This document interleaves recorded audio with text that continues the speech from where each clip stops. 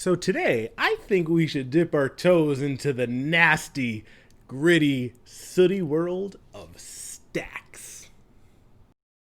Stacks is generally considered an unfun playstyle and can lead to feel-bads in your playgroup. Chain of Commander is not responsible for any quarrels or lost friendships that may occur as a result of you playing stacks.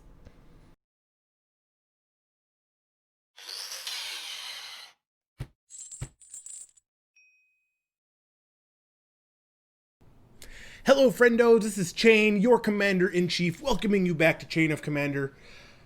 I figure today, like I said in the intro here, we can start taking a poke at some of the darker sides of EDH and Magic in general with a look at some stacks pieces. Now stacks, this is the type of gameplay that a lot of people don't like because it's specifically designed to prevent people from playing Magic at all by either making things cost more or not letting them untap stuff. There's a bunch of things that go into stacks decks. That said, like I said, we're going to look into a very small subset of stack pieces today and kind of how they interact and how some players and decks take advantage of these pieces to hinder their opponents without hindering themselves. And in specific, we're going to be looking at 5 very particular artifacts. That said, before we get into this, I do ask if you end up enjoying this content or you find that this information is useful, definitely consider hitting that subscribe button below. I'd love to have you folks join us going forward. Also, there's that like button. If you like it, you'll like it. Hit that like button to show your appreciation. I would appreciate it greatly, and we could just share the appreciation going around. And you know, if any of these cards spark your interest in deck building, we have a TCG Player affiliate link below that if you order the cards through there, it won't cost you a single cent more, but it will help out the channel. You know, I'd appreciate that too. That said, let's get into this list. Let's go over these stacks pieces. As mentioned before, we got 5 artifacts here that I want to talk about today.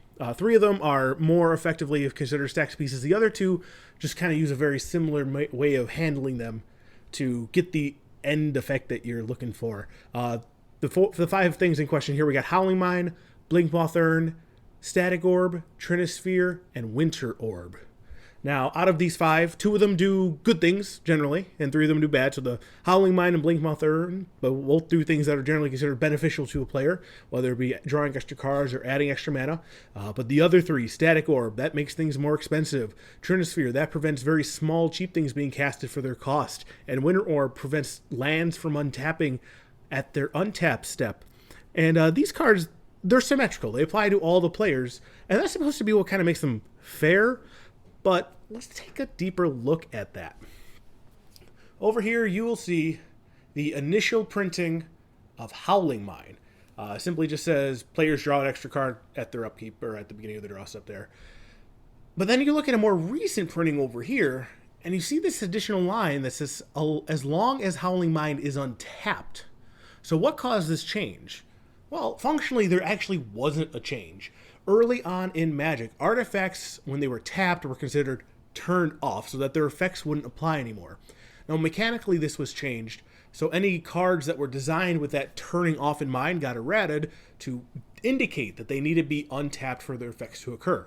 And knowing this means that we now know how to break the symmetry of these devices, and it's about tapping them at the appropriate time so that the good stuff happens to us and the bad stuff happens to our opponents, and not vice versa.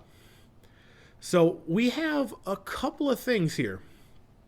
A couple of ways that we can take advantage of this. First, let's kind of clarify when we'd want to tap these things. Let's take a look at Howling Mine, for example. This is something we'll want untapped when we go to our draw step, but tapped all the other times. Because as long as it's untapped on our turn, so we untap it at our untap step, we go to draw, we get the 2 cards. If we manage to tap it on our turn, our opponents go to draw for their turns, they only get the 1 card. So we're instantly getting value that they are not. Similarly with Winter Orb, if Winter Orb is tapped when it gets to our turn, it untaps at the same time as all of our lands, so we don't get hurt by the Winter Orb, but as long as it's untapped going to our opponent's turns, they only get to untap 1 land. So this is one that we'd want to wait till the previous opponent to ours goes through their untap step, and then we need to find a way to tap it. So, what are these ways to tap these things at instant speed? Well, I got a handful for you, and normally it involves being able to tap artifacts as a cost to an effect. So, let's look at 3 here that all require you to tap 2 artifacts to do a thing. We got Clock of Omens. You tap 2 artifacts to untap another artifact, or even one of the 2 that you tapped. Gear per Aether Grid, you need to tap 2 artifacts to do 1 damage to any target. And Warlord Rogue, you need to tap 2 untapped artifacts you control, and target creature can't be blocked this turn. So these 3, they all require you to be able to tap 2 artifacts to pay the cost. And since you can't partially pay costs, if you can't pay the full cost, you don't pay the cost at all. You will need to have 2 artifacts out there that you can contribute to these costs. So if you only have one of the STAX pieces out there, if you only have that 1 artifact, these won't be that useful. We got a couple other options if that's the case. The next one we have is a deeper look at the Improvise mechanic. This was something from the Kaladesh block that you can tap untapped artifacts you control to pay for non-artifacts generic mana costs.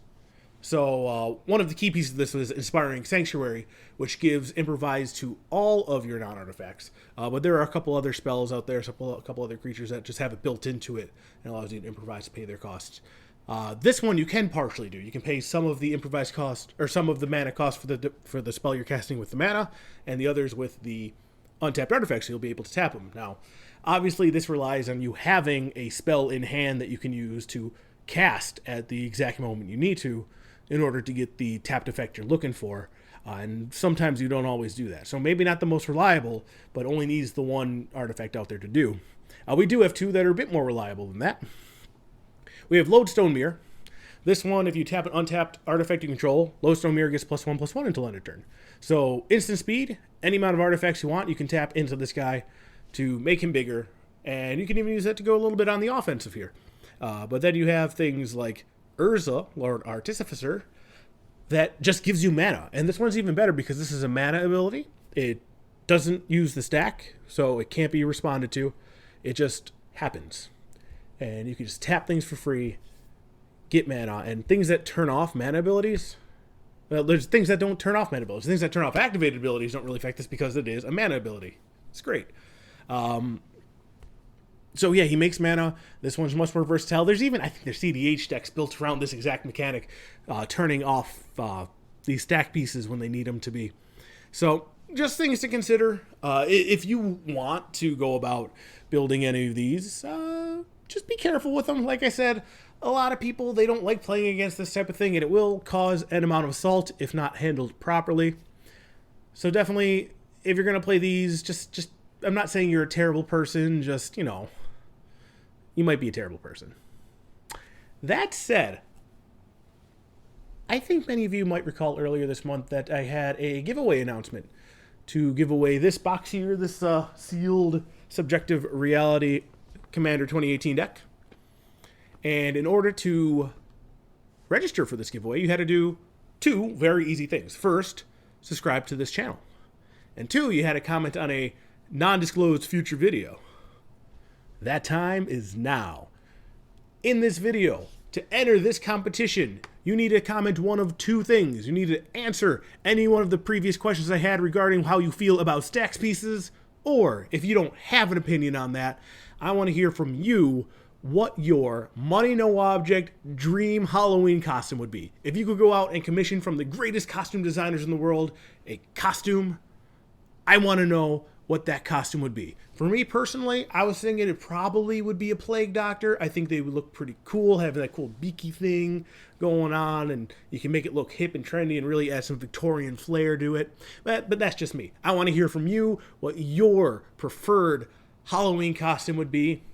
Comments need to be on this video before the end of October 27th. That is a Tuesday, the Tuesday before Halloween, and then the announcement of the winner will occur on Halloween's Eve on the 30th. So, comment below, make sure you're subscribed, and I feel really bad if you win and then it turns out you're not subscribed. So, make sure you're subscribed before you comment, and that puts you in this competition. Everybody in the U.S. is eligible to enter. At this time, we can't do international shipping. It was all in the details in the video earlier. You can feel free to check that out. But definitely enter below. And good luck at winning this. But until then, until whenever I see you folks again, thank you for joining me, and I hope you guys have a good week.